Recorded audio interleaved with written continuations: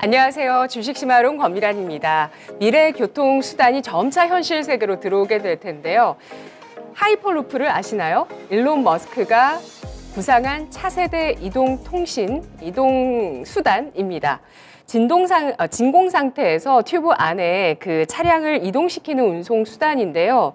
2013년에 일론 머스크가 테슬라 모터스 블로그의 아이디어를 공개한 이후에 많은 기업들이 이 도전에 뛰어들었다고 합니다. 진공 상태 튜브 안에서 쏘아보내는 형태가 이 하이퍼루프의 핵심인데요. 자기장을 이용해서 추진력을 얻고 바다의 공기를 분사해서 마찰력을 줄이고 전력은 이 튜브 바깥에 있는 태양광 패널을 통해서 얻게 된다고 합니다. 최고 속도는 시속 1280km라고 하고요. 이것은 서울과 부산을 15분에서 20분 내로 갈 수 있는 속도라고 합니다. 열차보다도 또 비행기보다도 더 빠른 속력이라고 볼 수 있겠죠. 포스코 인터내셔널이 어제 하이퍼루프 글로벌 선도 기업 네덜란드의 하트 하이퍼루프와 협력한다고 발표를 했습니다. 네덜란드에 건설하고 있는 하이퍼루프의 시범 단지에 포스코 강제를 공급하고 또 이 하트 하이퍼루프의 지분을 투자하게 된다고 하는데요. 회사 측은 종합상사가 과거에는 기존 산업의 틀 안에서 기회를 찾았지만 이제는 새로운 패러다임을 만들지 못하면 앞으로 지속 성장할 수 없다면서 미래 친환경 사업을 발굴하고 또 계속해서 투자하면서 지속 가능한 성장을 추구하겠다고 밝혔습니다. 앞으로 또 이러한 관련 소식들이 또 어떻게 진행될지 함께 살펴보시죠. 오늘 주식심화론 지금 주제 보여드리겠습니다. 겨울 겪은 암호화폐 FOMC 후 향방은? 힐스톤 인베스트먼트 황나열 대표 모셨습니다. 오랜만에 뵙습니다. 네, 반갑습니다. 안녕하세요. 네. 와, 5월에 뵀더라고요. 네, 맞습니다. 예, 그때 이제 코인의 겨울이 오는지 그에 대해서 얘기를 했었고 테라 루나 쇼크에 대해서 얘기를 했었는데요. 그동안 암호화폐 투심 어떻게 변화했을까요? 현황 짚어주시죠. 뭐 표현상 겨울이라고 말씀하셨던데 진짜 뭐 겨울을 지금 겪었다고 생각을 하고 있고요. 그래서 지금 이제 겨울에 한 중간에 와 있느냐 아니면 이제 봄이 오는 상황이냐를 이제 많이들 궁금해 하실 것 같아요. 네. 그래서 이제 일단 뭐 마침 오늘 또 이제 방송을 지금 하는 시점이 오늘 새벽에 이제 뭐 날짜로 따지면 내일이고 예, 새벽 3시니까 오늘 밤이죠. 한국으로 생각을 했을 때 오늘 밤에 이제 FOMC 결과가 나오는데 요거에 대한 게 이제 굉장히 큰 기점이 될 거라고들 많이 얘기하셨고 실제로 요 이후에 어떤 이제 변동성, 방향성에 대한 것들이 많이 정해지지 않을까 이렇게 생각을 좀 하고 있습니다. 네. 최근 들어서는 바닥을 잡은 건가요? 그래서 이제 일단 그 부분에 대한 것들도 뭐 세상 뭐 어떤 사람이 이게 진짜 찐 바닥인지 이런 뭐 그냥 확정지어서 말할 수는 없겠으나 네. 여러 가지 지표들을 봤을 때 굉장히 오랫동안 지금 횡보를 하면서 바닥을 다지는 것들에 대한 부분들은 많이 이제 시그널들이 나왔었죠. 그래서 이제 하방이 막힌 모습들은 많이 보여왔고 이후에 이제 완전히 그럼 바닥을 잡고 지금 반등으로 올라가느냐에 대한 부분들은 여러 가지 좀 이견들이 있습니다. 그래서 오늘 나오는 FOMC 관련된 결과들도 중요하고 또 미국의 중간선거 뭐 이런 부분들을 그다음에 이제 12월 FOMC에서의 이제 어떤 금리에 대한 부분들이 어떻게 이제 막힐 것인가라는 것들에 대해서 이제 여기에 따라서 이제 방향성이 정해지기는 하나 투자적인 어떤 시점으로 봤을 때는 실제로 여기보다 하방이 더 일어난다 하더라도 지금에 대한 지점 자체는 무조건 이제 찾아 올라올 수밖에 없는 어떤 매물대가 많이 쌓여 있습니다. 그래서 투자를 뭐 함부로 권유하기가 되게 어려웠던 상황인데 비트코인을 만약에 투자를 하신다라고 하면 뭐 지금 타이밍은 이제 그렇게 나쁘지 않은 충분히 어느 정도의 어떤 하방에 대한 부분들 위험성은 많이 해소가 된 좋은 시점이다라고 아마 말씀을 드릴 수 있을 것 같습니다. 네, 하방 경직성이 그래도 좀 견고해졌고요. 위쪽으로는 해소해야 되는 매물은 좀 쌓여 있는 상태고요. 네네. 예, 그렇습니다. 현재 정말 가장 안전자산으로 9월, 10월 또 킹달러의 움직임을 보여줬었던 안전자산 달러화 같은 경우는 최근에 뭐 의견은 분분합니다. 진짜 방향성을 알 수는 없지만 쌍봉의 형태로 이게 좀 피크아웃 되는 게 아니냐 이런 의견들도 나오고 있는 상황이고요. 아직은 추세를 지키고 있습니다. 그리고 가장 또 위험자산이라고 볼 수 있는 암호화폐 시장은 이제는 바닥을 좀 잡은 게 아닌가라는 의견들이 솔솔 나오고 있는 상황인데요. 일단 결자 해지라고 또 루나 테라 사태에 영향을 많이 받았었던 디파이 쪽의 현황도 좀 알아볼게요. 어떤가요? 디파이 쪽 관련된 부분들은 사실은 이제 루나 테라 같은 경우가 굉장히 이제 중간에서 신성처럼 등장해서 많은 이제 지분을 획득을 해서 그렇지 원래 견고했던 시장이고요. 그다음에 뭐 딱히 특출나게 이제 튀어나오는 어떤 그림들이 없을 뿐이지 굉장히 이렇게 견고하게 잘 유지가 되고 있습니다. 그래서 디파이 관련된 부분들이 사실 이제 블록체인 어떤 파이낸스에 있어서의 뭐 꽃이라고 볼 수 있는데 네. 이 부분에 대한 것들은 뭐 사실 루나테라의 영향을 받으면서 뭐 무너질 것이다라고 생각하셨던 분들도 좀 있긴 하지만 실제 견고하게 잘 유지되고 있다. 예, 이렇게 좀 볼 수 있을 것 같습니다. 예, 디파이라는 게 금융회사를 끼지 않고 송금이나 예금이나 대출, 투자 결제를 할 수 있는 서비스를 말하잖아요. 네, 견고하다. 네, 그러니까 뭐 해주셨어요. 딱히 눈에 띄게 지금 올라갈 수는 없는 게 전체적으로 암호화폐 시장 자체가 지금 겨울을 혹한기를 겪고 있기 때문에 디파이 쪽에서도 두드러지는 게 안 나타날 뿐이지 전체적인 볼륨 상에서의 어떤 디파이에 대한 부분들은 다시 상승장과 더불어 다시 또 그 자리를 잡는 데 있어서는 뭐 전혀 지금 무리가 좀 없지 않을까. 그리고 이제 뭐 테라 루나 사태가 가져온 어떤 결과들이 있는데 이 부분들이 전체 디파이의 어떤 시스템을 건드는 문제는 아니었어요. 그래서 네.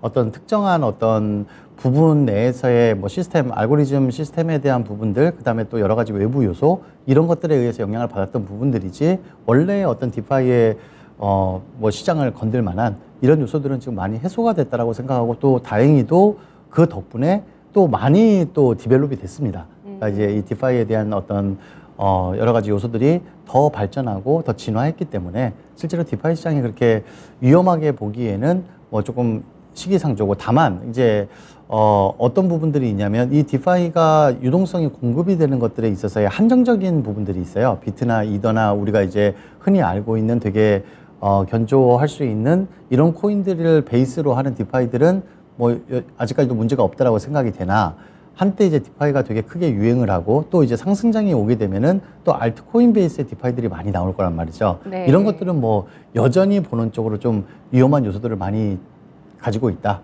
이렇게 생각하셔서 혹시 뭐 디파이가 나중에 또 활성화가 된다 하더라도 이 시장 자체가 아직까지 굉장히 무르익은 시장이 아니기 때문에 네. 비트 이더 기반의 어떤 디파이가 아닌 경우에서는 늘 이걸 좀 유의하시면서 보셔야 되지 않을까 이렇게 생각을 하고 있습니다. 네, 연초에 이제 결심하면서 새롭게 이제 내년을 준비하는 걸로 책을 좀 저희끼리 많이 봤었거든요. 그때 뭐 블록체인이나 NFT 이런 책들도 많이 봤었는데 거기서 저희가 결론 내린 게 디파이는 올해 우리가 뭔가 한번 꼭 하나 해보자 이렇게 얘기를 했다가 좀 겨울이 왔습니다. 그래서 결과적으로 제 주변에는 아직 디파이 그때 새 결심으로 해보자는 사람들 사이에서는 해본 적이 없긴 하지만 일단 이런 사태들이 지나가면서 디파이 이 내부의 시스템적인 리스크 조짐은 없는 상황이고 현재로서는 앞으로 만약에 알트 쪽에 이제 디파이 같은 경우는 하시더라도 좀 유의하실 필요가 있겠다라는 의견을 주셨습니다. 국내 암호화폐 국내 전에 국가별로 암호화폐 관련 현황들도 좀 최근에 짚어볼게요. 네네.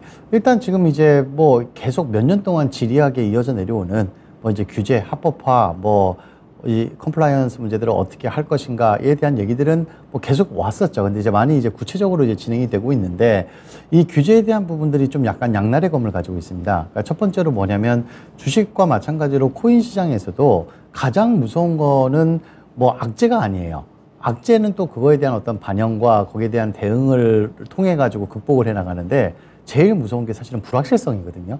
어떻게 될지 모르는 뭐 그래서 저희 뭐 초등학교 때도 선생님이 뭐 체벌을 한다라고 하면 뭐 맞을 때는 안 무서운데 언제 때릴지 모를 때가 제일 무섭잖아요. 이제 이런 것들처럼 언제 이게 어떤 식으로 변화할지 모르는 이 불확실성에 대한 부분들이 가장 무서운데 네. 이 부분에 대한 것들을 해소시켜 주는 게 사실은 규제거든요. 그래서 이제 이 규제가 된다라는 것 자체와 어떤 기관과 안정적인 어떤 자금들이 흘러 들어와서 유동성이 커진다라는 것들은 긍정적인 결과를 갖지만 뭐 속된 말로 저희 코인 투자하시는 분들이 사실은 주식이나 부동산이나 여러 가지 대체 투자 대신에 코인을 선택하는 이유는 변동성이 크고 수익률이 좋기 때문에 하시는 거거든요. 근데 이게 규제화되고 이제 어느 정도 정량화가 된다라고 했을 때는 사실은 이제 비트코인 자체도 사실 이제 이런 변동성이 많이 줄어들면서 투자로서의 어떤 굉장히 자극적인 메리트는 좀 사라질 수 있는 가능성이 있죠. 그래서 이제 규제를 바라시는 분들도 있지만 이쪽 씬에서 오히려 이 규제가 되지 않고 지금처럼 그냥 이렇게 불확실성으로 유지되면서 예. 변동폭을 크게 가져가는 것들이 네네. 오히려 큰 어떤 수익을 거둘 수 있는 이 뭐 일종의 놀이가 안 사라졌으면 좋겠다라고 생각하시는 분들도 많이 계십니다. 네, 최근에 동향들을 보면은 미국에서는 미국 상품 선물거래위원회에서 전통금융의 규제를 암호화폐에도 적용할 수 있다라는 내용이 나왔고요. 또 영국 하원에서는 암호화폐 자산을 금융상품으로 인정하는 법안이 이번에 통과됐다라고 해요. 네네. 예, 그러니까 결국은 어떤 여파가 있을까요? 결국은 그게 이제 금융상품화 되는 거죠. 네. 왜 금융상품화 되면 예. 뭐 안정적이어가지고 이제 어떤 금융 하나에 따로 어떤 자산으로서의 자리는 잡고 그 볼륨도 굉장히 커지겠지만 뭐 재미는 없어지는 거죠. 네. 그래서 이제 이게 네. 그런 양날의 검이 있어서 사실 이제 이것도 업계에서는 뭐 좀 반반으로 나뉘고 있는 추세입니다. 그냥 규제에 대한 것들이 이렇게 점차 크게 자리를 잡고 뭐 이렇게 만들어지는 것들이 과연 좋은 것이냐, 아니면 이게 오히려 시간이 더 끌리면서 뭐 반감기도 이제 내년에 한 번 더 남아 있잖아요. 그때까지는 좀 이게 확정이 좀 안 났으면 좋겠다 하는 쪽과 뭐 이런 식으로 이제 좀 계속 얘기는 이제 오고 가는 중입니다. 네. 국내 같은 경우는 암호화폐 시장 현황이 어떨까요? 일단 국내 쪽에서는 제가 뭐 사적으로도 이제 금융위 이제 계시는 분들이랑 이렇게 뭐 식사도 하고 하면서 예. 이제 여러 가지 어떻게 흐름이 지금 진행되는지를 이제 많이 듣고는 하는데, 일단 지금 금융위에서 아마 오늘 또 국회에서 뭔가 발의가 하나 됐을 거예요. 그러니까 발의가 된 것들이 이제 어떤 규제에 대한 부분들인데, 이제 STO 관련된 부분들 여기서부터 시작을 하려고 하더라고요. 그러니까 한국도 지금 한국은행에서 CBDC 관련된 것들을 준비를 하고 있긴 한데, 그 전에 먼저 선결돼야 될 게 증권형 어떤 코인에 대한 부분들을 먼저 선제적으로 정리를 하고, 그 다음에 이제 CBDC로 넘어가면서 스테이블 코인으로 넘어가려는 수순으로 가고 있는데, 이게 뭐 한국에 계시는 분들 같은 경우는 이게 뭐 어떤 움직임처럼 보이실 수도 있는데 약간 뭐 위험한 얘기지만, 이거를 뭐 전 세계적으로 지금 움직이는 어떤 규제의 흐름으로 봤을 때는 한국은 원래 전통 금융과 똑같이 이 암호화폐에 대한 규제도 그냥 미국을 그대로 따라가고 있어요.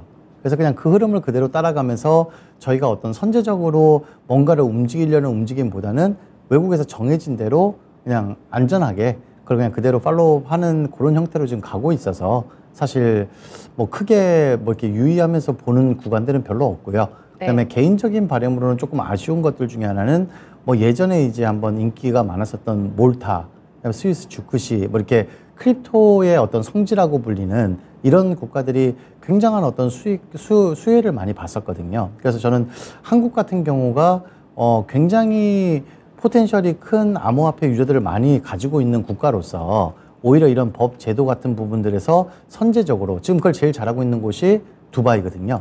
두바이 같은 경우 지금 싱가포르의 제재가 굉장히 커짐으로 인해서 크립토 어떤 프로젝트들과 재단들, 기관들이 다 지금 두바이로 이전을 하고 있습니다. 두바이는 이제 웰컴 하는 거죠. 우리는 크립토에 대해서 굉장히 프리하게 운영을 할게 라고 하면서 어떤 이제 웨어벌이나 어떤 이제 전 세계적으로의 어떤 주목도나 이런 것들에 대해서 굉장히 큰 밸류를 얻어가고 있는 입장인데, 사실 두바이보다 환경은 한국이 훨씬 좋거든요. 그래서 이게 좀 뭔가 적극적으로 이런 어떤 크립토 씬에 대한 부분들을 이렇게 선제적으로 끌고 가는 것들이 없다라는 것들이 늘 뭐 대한민국 국민으로서 좀 안타깝기도 하고 해외를 보면서도 아쉽기도 하고 하는 그런 부분들을 가지고 있습니다. 네, 두바이가 글로벌 크립토의 성지가 되어가고 있네요. 네. 예, 우리도 좀 그런 식으로 변화하는 게 좋을 것 같다는 의견을 주셨고요. 그리고 또 이렇게 어쨌든 우리나라 입장에서는 이 암호화폐라는 것을 새로운 문물로 받아들여 가고 있는 과정인데요. 또 오히려 법인들이 더 또 코인 투자에 관심은 더 많아진 것 같긴 한데, 실제로 법인 쪽에서 코인을 살 수 있는 방법이 없다고 없죠. 해요. 네네네. 예. 그러니까 이게 저희 같은 경우도 굉장히 좀 힘든 일들을 겪고 있는데, 한국에서 이제 크립토 산업을 활성화시킨다. 그리고 이제 크립토 펀드들 관련된 이제 모임들을 제가 또 간 적이 있습니다. 그래서 이거를 이제 국가적으로 어떻게든 간에 크립토 산업 자체가 이제 무시할 수 없는 볼륨이 됐기 때문에 키워야 된다라고 얘기를 하는데, 아주 단적으로 얘기를 해서 저희 같은 경우는 크립토 프로젝트에 크립토 투자를 하는데 법인 자체가 코인을 살 수가 없어요.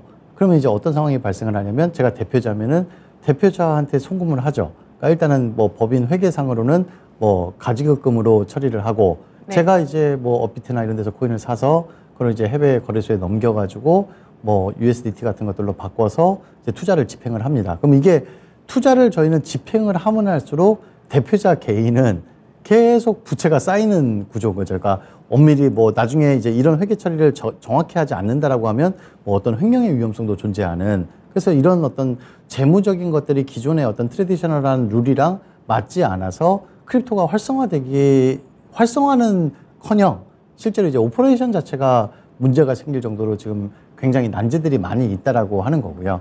이런 부분들에 대한 것들을 굉장히 이제 적극적으로 어필을 하나 사실은 개선되는 것도 몇 년 동안 개선이 전혀 되고 있지 않은 상황이죠. 그래서 이제 한국에서 기관들이나 기업들이 암호화폐 시장으로 진출을 한다라고 했을 때 이런 어려움들, 고충에 대한 부분들이 해결이 많이 안 됐었기 때문에 이미 이제 이런 비즈니스를 하려고 하는 어떤 프로젝트들과 기업들은 해외로 이전을 다 했습니다.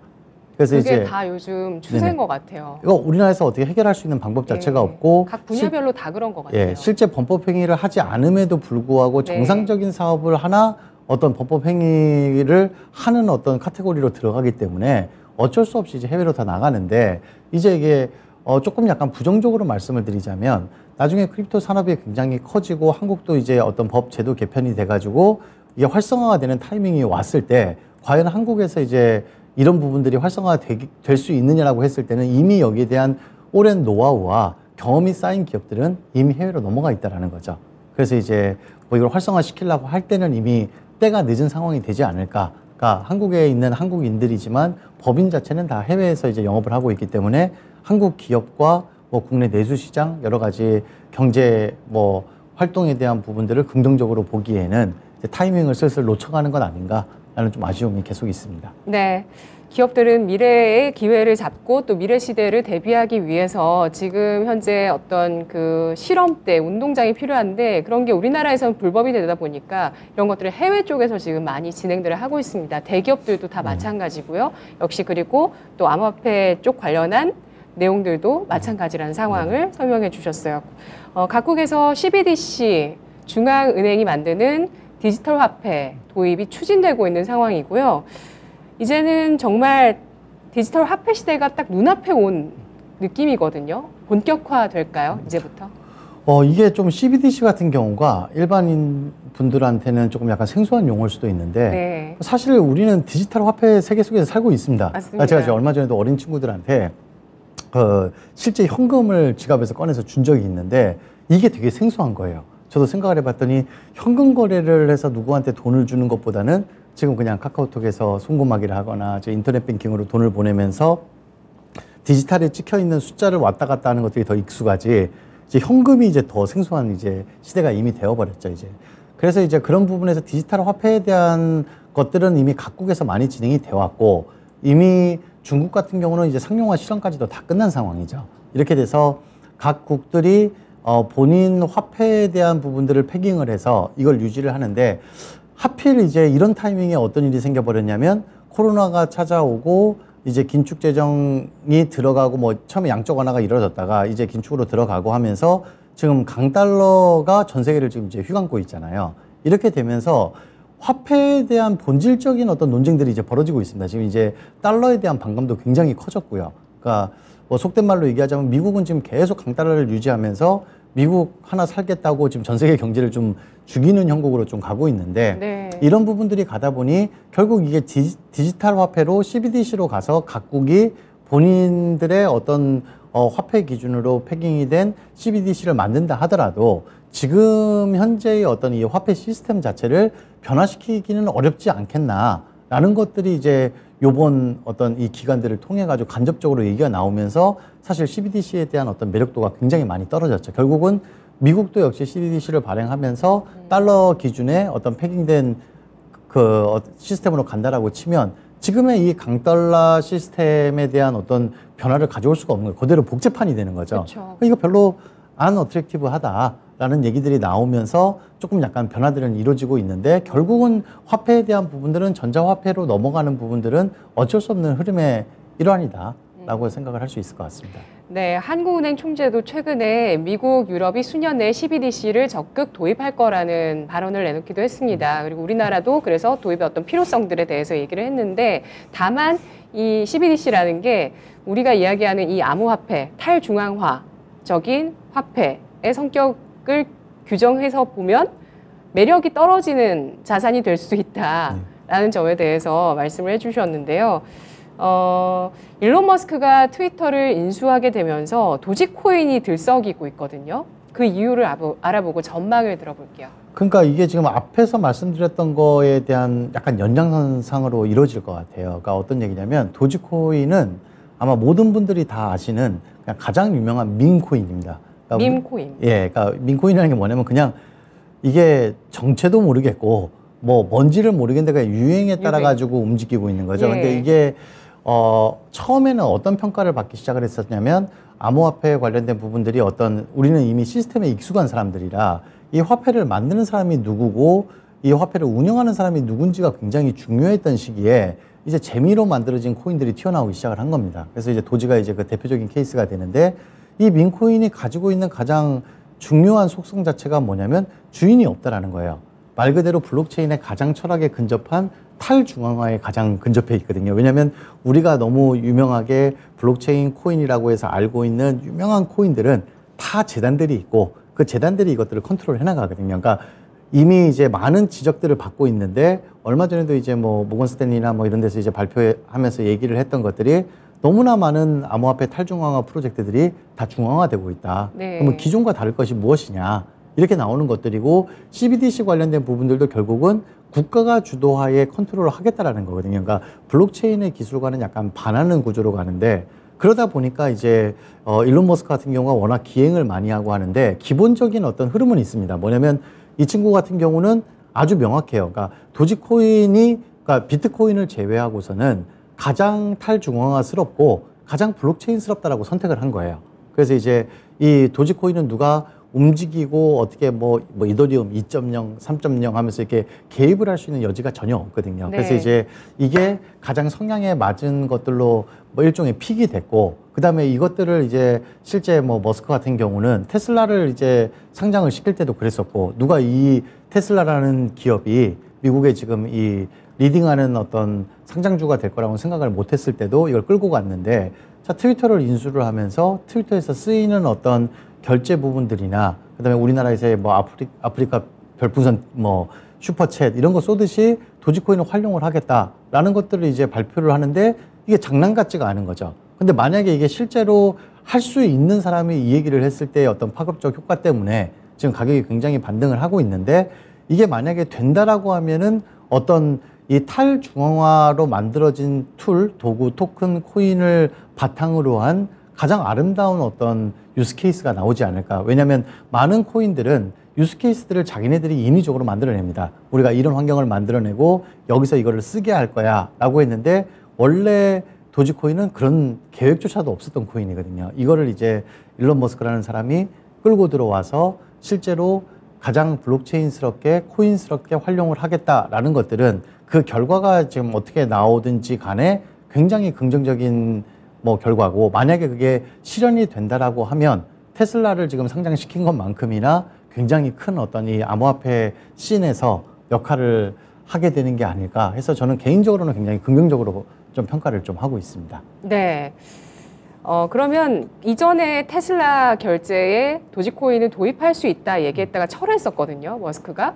근데 이번에는 트위터에 이런 다양한 결제 기능도 심고 또 창작자들에게 보상도 하고 이런 좀 결제 도구가 필요한 환경에서 도지코인을 도입할 가능성이 높다고 보시는 거네요? 예를 들어서 테슬라를 도지로 산다라고 하면 현금으로 사는 게 훨씬 편해요.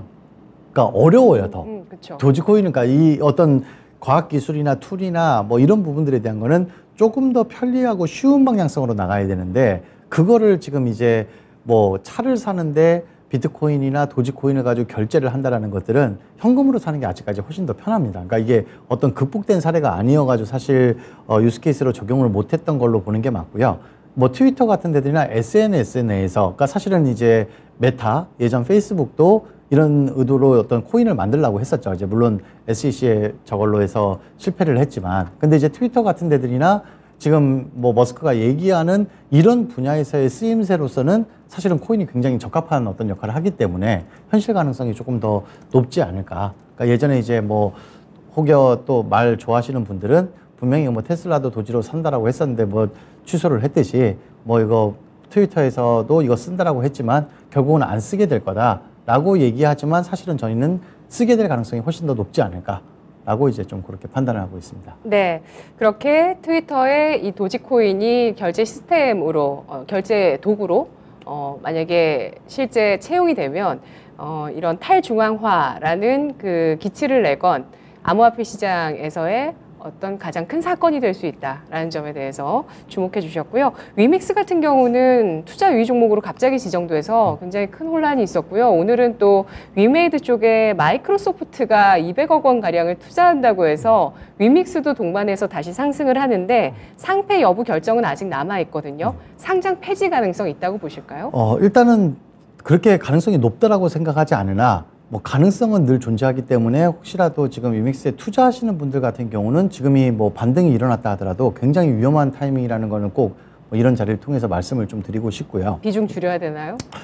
비중을 줄인 게 아니라 이 경우는 그냥 완전 관망으로 가는 게 오히려 맞지 않을까. 괜히 이렇게 발을 걸쳐놨다가 보유하신 분들 그러니까 지금 오늘 올랐으니까 좀 빼는 게 나을까요? 그러니까 뭐 가지고 계신 분들은 그냥 관망이라는 것 자체가 뺀다는 것보다는 가만히 들고 계시는 게 나을 것 같고, 이게 뭐 저점이니 반등이 왔다 하면서 오히려 지금 이제 매수하시는 분들이 좀 조심하셔야 될 것 같고, 이게 조금 약간 해프닝이 있었는데 이제 어떤 부분에서 뭐 위믹스를 약간 디펜스하는 그 방향에서 말씀을 드리자면, 이 문제가 이제 발동이 된 게 사실은 이제 코인마켓캡에서의 실제 유통량과 그 다음에 보고된 것들이 다르다라는 것 때문에 일제히 4대 거래소에서 이제 뭐 유의 종목으로 선정이 됐죠. 근데 사실 뭐 많은 코인들이 사실 그 유통량이 잘 맞지는 않아요. 근데 그러면 위믹스 같은 경우는 왜 안 맞았느냐?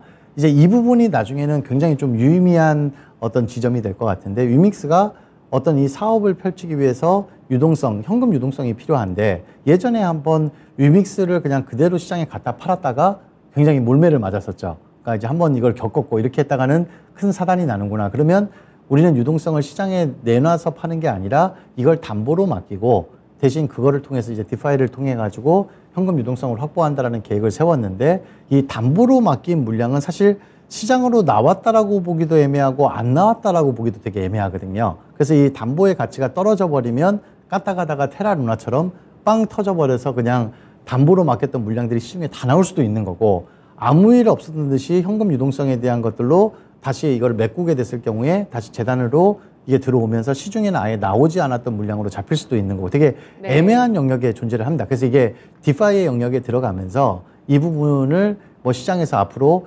그러니까 실제 시장 유통량으로 볼 것이냐 말 것이냐에 대한 부분은 요번 일을 통해 가지고 좀 명확하게 볼 수 있는 어떤 기준이 좀 마련됐으면 좋겠다라는 생각이고, 이건 뭐 양쪽 다 이제 시장 참여자 같은 경우에서는 이거 굉장히 미운 일이고, 또 위믹스 입장에서는 이거는 우리가 이렇게까지 신경을 쓰면서 간 건데 좀 억울한 일이고, 뭐 이런 것들이 다 공존하는 되게 애매한 상황이 한번 발생한 것 같습니다. 그래서 이거를 시장에서 어떻게 판단해 줄지에 대한 것들은 이제 거래소의 몫인데, 뭐 거래소들이 어떤 결정을 내릴지는 사실은 이제 아무도 모르는 일이라, 여기에 이제 이 위험성을 안고 투자를 지금 들어간다라는 것들은 상당히 지금 좀 위험한 부분들이 있다라는 것들을 말씀드리고 싶습니다. 네.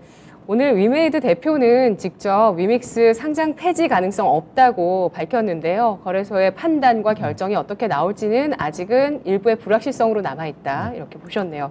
마지막으로 암호화폐 전망 또 전략 정리하면서 이 시간 마무리해볼까요?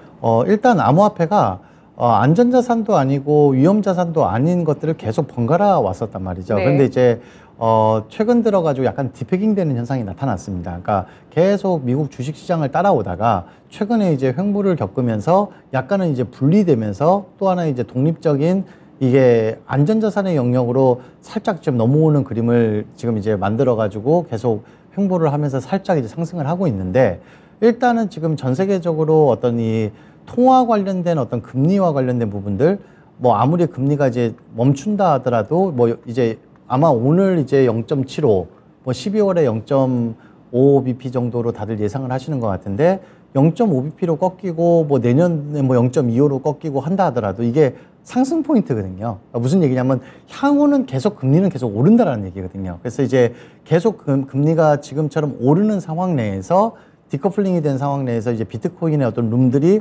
어떻게 되느냐라고 봤을 때는 저희 업계 입장에서 굉장히 긍정적으로 보고 있고요. 그러니까 요번에 이 어떤 하방에 대한 저지가 생각보다 어떤 일반 투자자들, 기관이나 이런 것들이 아니라 일반 투자자들의 받침이 굉장히 저항선이 세다라는 것들을 확인을 했고, 그 다음에 뭐 세계 이제 경제 지표 자체도 이미 바닥을 찍었다라고 생각하는 지금 지점에서 투자 박스권에서는 굉장히 유효하다. 다만 아직까지 뭐 여러 가지 요소들이 있습니다. 지금 뭐 롱에 굉장히 선물 매매 많이 지금 물려 있는 포지션들도 있고 여러 가지 이제 좀 안 좋은 그림들도 많아서 일단은 뭐 연말까지는 더 좀 이렇게 관망을 해봐야 되기는 하겠으나 여기서 더 큰 하락이 온다 하더라도 이 지점까지를 다시 찾는다라는 입장에는 변함이 없어서 지금 정도부터 어떤 현금을 바탕으로 한 뭐 분할 매수나 뭐 지금 이제 투자 어떤 지점으로는 굉장히 좀 괜찮은 지점까지 지금 왔다라고 아마 평가를 좀 할 수 있을 것 같습니다. 네, 알겠습니다. 이제는 암호화폐 시장 점차 관심을 가져야 될 시기가 왔다고 평가해 주셨네요. 오늘 분석 여기까지 듣도록 하겠습니다. 대표님 고맙습니다. 네, 감사합니다. 네, 오늘 암호화폐에 대해서 힐스톤 인베스트먼트의 황나열 대표와 이야기 나눠봤습니다. 지금까지 투자 판단에 도움드릴 수 있는 내용들 알아봤고요. 다만 주가의 상승과 하락을 보장하지는 않습니다. 개인 쪽에서 유가증권 시장 장중에 매도 전환했네요. 외국인은 매수폭을 더 늘리면서 시장 끌어줍니다. 양대지수 보합권 등락입니다. 오늘 장 마무리 잘하시고요. 주식시마론 내일도 함께해 주세요. 고맙습니다.